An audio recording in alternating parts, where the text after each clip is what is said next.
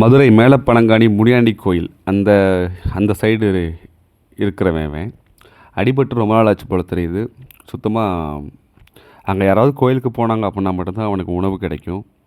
தேய்ச்சே பல மாதங்களாக இருந்திருக்கலாம்.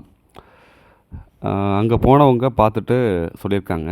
ஸோ இவனுக்கு ட்ரீட்மெண்ட்லாம் கிடையாதுங்க. ஆல்ரெடி பின்னாடி பேரலைஸ் தான். ஒரு வேளை வண்டி இடிச்சிருக்கலாம். அப்படி தான் வாய்ப்பு அதிகம்.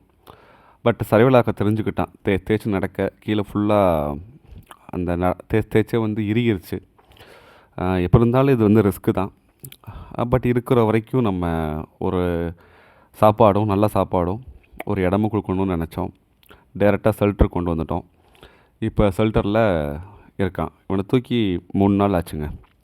ஸோ நான் தான் வீடியோ போட லேட் ஆகுது. வேலை அதிகமாக போயிட்டுருக்கு.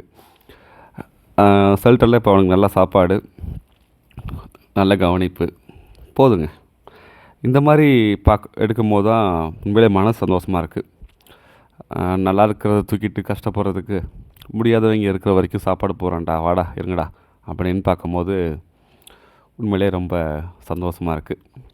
நிறையா பிள்ளைங்க உள்ளே இருக்காங்க. சொல்கிறேன். நன்றிங்க.